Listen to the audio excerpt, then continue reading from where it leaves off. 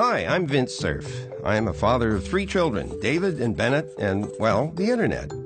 And like any good father, I'm going to bend your ear with a story about my kid. When the Internet was in its infancy, it was small and easy to deal with. It was a U.S. Defense Department project managed by Bob Kahn and me. Back in the early days, my friend John Postel managed the directory that translates between names like Google.com and IP addresses. To go to a site, you type the name and hit enter, similar to the way you do now.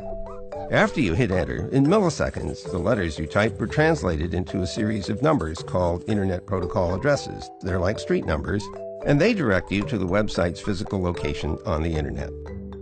But the demand for new names and addresses grew much higher, and in 1998, at the urging of the White House, leaders in the Internet community created a nonprofit, multi-stakeholder global group called ICANN, the Internet Corporation for Assigned Names and Numbers. Its job is to coordinate and issue IP addresses and domain names, among other critical functions. Although ICANN is a nonprofit organization, its governance is provided by a broad set of actors, governments, engineers, companies, and ordinary users who all have a seat at the table. There's been some confusion about the United States' role in creating ICANN. Oversight of ICANN was assigned to the NTIA. IP address allocations are made by ICANN to 5 regional registries.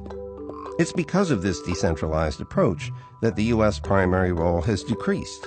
And recently, NTIA has presented a plan to end its contractual oversight and hand that responsibility over to ICANN. The U.S. government has been clear that in order for the NTIA transition to go through, non-governmental management of the Internet must continue. So the U.S. isn't giving away its authority, and evil superpowers aren't taking over in response.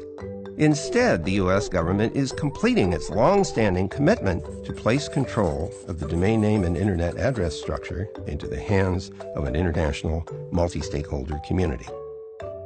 To sum it all up, the purity of your Internet experience will stay the same.